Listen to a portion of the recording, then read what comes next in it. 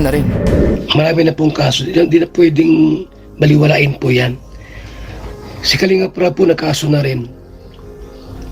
Kaya mangyari dyan, hindi lang once a month pupunta ng dahit. Maaaring twice o 3 times a month yung hearing.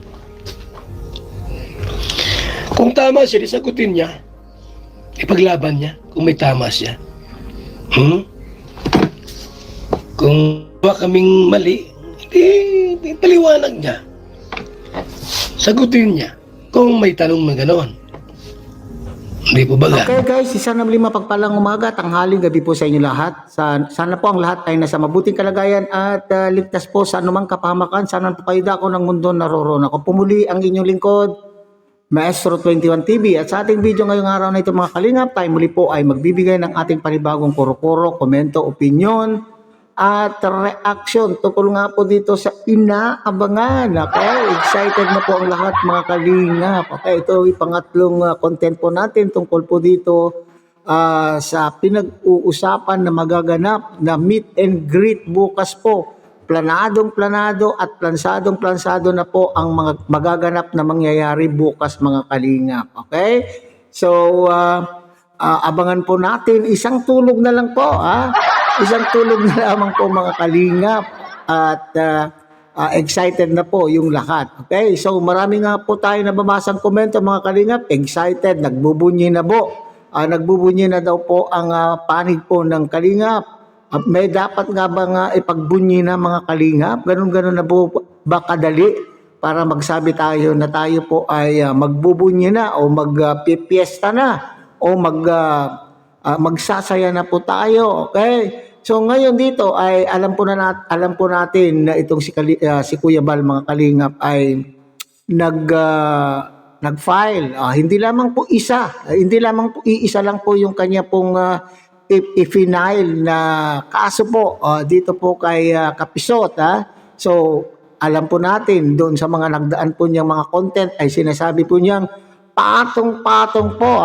Kung niyo pong maalala doon sa kanya po naging live ay sinasabi po niya mga kalingap na patong-patong na kaso po ang isasampa po niya laban po kay Kapisot dahil po sa kanyang pambabalahura sa mag-ama o pambabalahura mismo kay Kuya Bal. At sinasabi po dyan ni Kuya Bal mga kalingap na di naman po masama kung mag-content.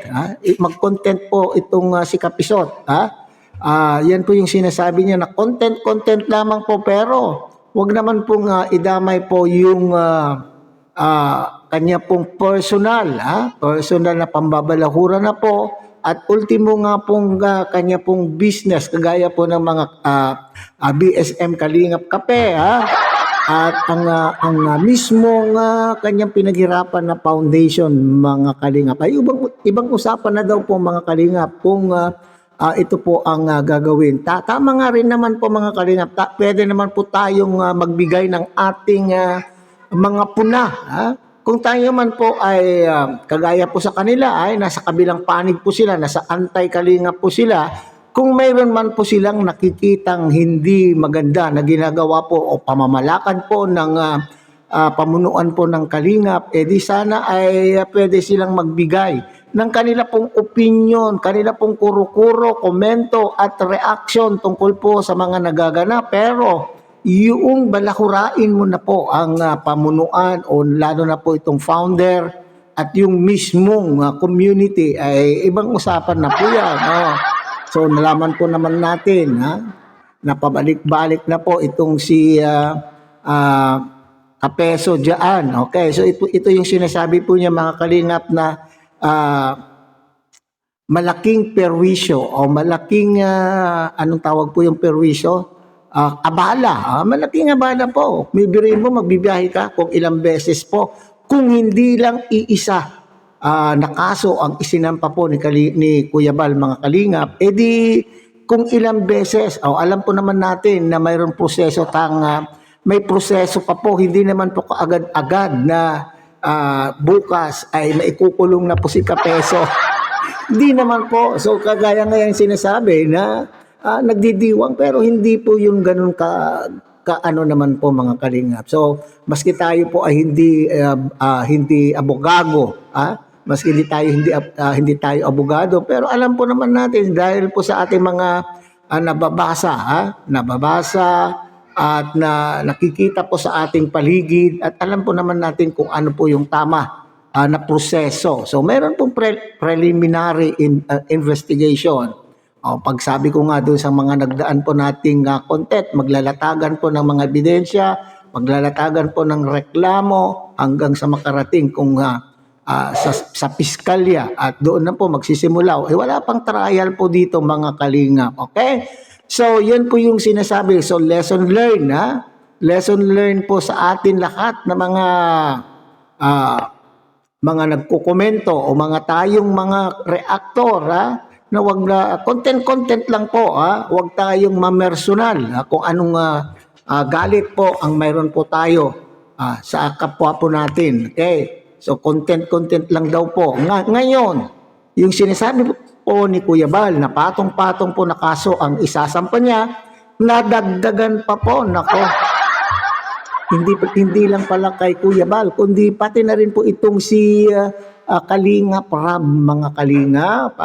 Siyempre, nakita po naman natin kung papaano pagsalitaan po ni Kapesot itong si Kalingap Rab at mayroon pa po siyang sinasabi po mga Kalingap na anong tawag po dito? Pinaghihinaan ka kung bagamat pinapahayag po niya sa kanyang live ng mga anomalya di umano na ginagawa po ni Kalingap Rab sa mga donasyon para po sa mga beneficiary. Marami naman din nagkukomento na mga taga-subaybay po nila na sinasabi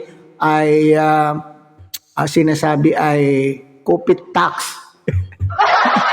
Hindi nakakaabot lahat po ng hindi daw po nakakaabot mga Kalingap ang mga bigay po ng mga sponsor. Okay? At sinasabi din po niya dun sa napanood kong latest na kanya pong live po mga Kalingap ay dahil sa pagpunta niya po kay sa Batalero family, sa bahay po ng mga Batalero family ay marami daw po siyang nalaman na mga anomalya mga Kalingap at malalaman po daw po natin pagdating ng panahon. Okay, ibig sabihin siguro pag natapos na po itong isinampa po ni Kuya Bal ay sila naman po, kasi sinabi din po niya sa kanyang live mga Kalingap na titriplihin po niya yung abala na ibinigay po ni Kuya Bal. Pagkatapos po nito ay magka-countercharge siya at sila naman daw po ang magdidemanda. Sila naman daw po ang magkakaso. At sisingilin ng triple itong si Kuya Bal ng dahil po sa abala. O nga naman po mahirap po naman po yung magpabalik-balik na magbiyahe po mula po sa malayo. Mula po sa malayo hanggang dyan po sa pinagsampahan po ng kaso. Kaya balikan po natin mga Kalingap itong si Kalingap Rab.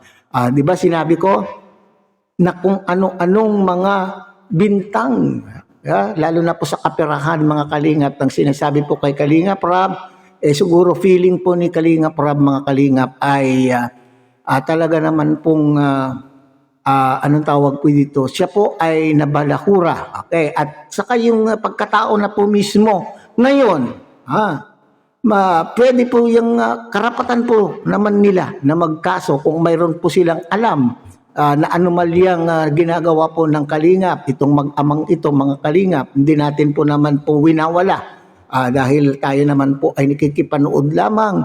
Ang alam po lang natin ay nagbabase tayo kung ano po yung napapanood po natin. Kung may anomalya man po na na-discover di umano nitong si Kapesot na ginagawa sa mga sponsor na dapat ibigay sa Batalero family, kinakailangan ay ebidensyang mahirap po ito na bintang. Mahirap po ito na bintang mga Kalingap. So kinakailangan po ito ng malakasang ebidensya. Okay? So, kung mayroon po silang hawak ng mga resibo mula po sa mga sponsor, ilista po nila kung sino-sino po yung mga sponsor na yan na may reklamo. Paano yung mga hindi nagre-reklamo, mga Kalingap? So, paano ngayon itong maibabangga? Paano natin po ibabangga yung amount na kanila pong nakuwenta dito po sa mga amount na gastos ng Kalingap? Paano ngayon po nila mapapatunayan na mayroong anomalya o mayroong ipinamimigay ng sponsor sa beneficiary? Paano nila nga ibabangga kung mayroon din mga listahan, mayroon din financial statement itong si Kalingap Rab kung saan napunta yung mga natatanggap po niya para po sa Batalero family, kung iisa, dalawa lamang po yung nakuhanan po nila ng resibo na hindi na ibigay, ibangga mo doon sa mga naibigay kung magkano po ang naibigay po ni Kalingap Rab sa pamilya. Hindi po ba, mga Kalingap? So ito ay napakahirap pong patunayan, lalo na kung siguro malakas ang loob po, kaya nga po hanggang ngayon ay maangas pa rin magsalita, mga Kalingap, may nakaamba nang susuungin, haharapin, pero ito pa rin po, patuloy pa rin po yung pagsasabi po niya na mayroon daw pong na-discover siyang muli, at aabangan daw po, at ito daw po ay may kaugnayan po doon sa mga ibinibigay po ng sponsor sa mga beneficiaries na hindi nakakaabot. Matagal na po itong naririnig po natin, pero naulit na muli nang dahil sa mga pangyayaring itong mga Kalingap. Alam po naman natin, siyempre naghahanap din po sila ng ipambubutas, naghahanap din po sila ng panlalaban o pantatapat po kung ano man po yung ikinaso po sa kanila. Kaya tatagal pa ito, mga Kalingap, lalong tatagal. Kung ako kay Kapisot, mga Kalingap, ay pagtuunan pansin muna niya kung ano po yung kasalukuyan, saka na lang po mag-isip, at kung sakasakali ay huwag na munang magsalita kasi baka malalong madadagdagan po ang kaso, mga Kalingap. Bagamat sinasabi niya matapang naman po niyang haharapin, dahil nalaman po niya daw na marami palang sumusuporta sa kanya dito sa laban na ito. Yun po yung nagpapalakas ng kanyang loob.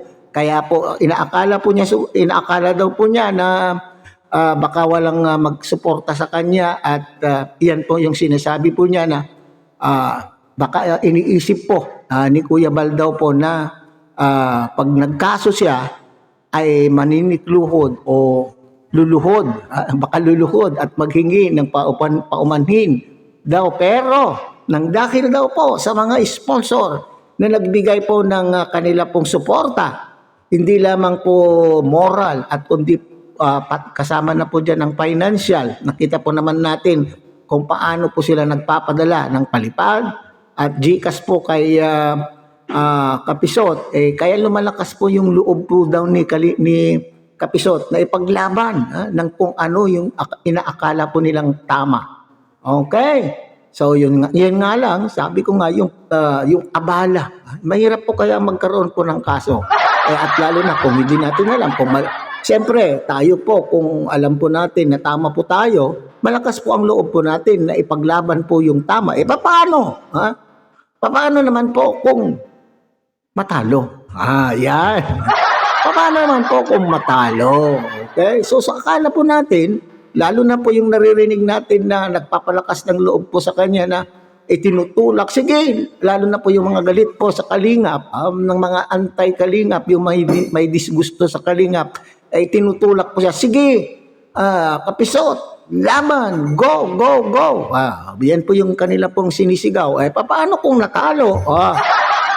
Paano kung natalo? Kung manalo man po siya dito sa una, paano yung mga sumusunod pa pong mga kaso? Kaya dahan-dahan, hinay-hinay lang po tayo sa pagbibigay po natin ng opinyon o puna sa ating mga kapwa. Okay? So, hanggang dyan lang muna tayo, mga Kalingap. Ulit ang kilikin po natin Kuya Bas Santos Matubang, Ate Edna Vlog, Kalingap Rab, at siyempre, sana po nyo rin pong tangkilikin ang munting channel na ito sa pamamagitan po ng pagbibigay nyo po ng like, share, and subscribe, at tuloy pindutin na rin po ang notification bell.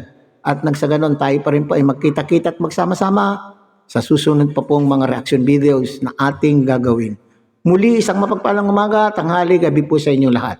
Mabuhay po kayo at God bless everyone.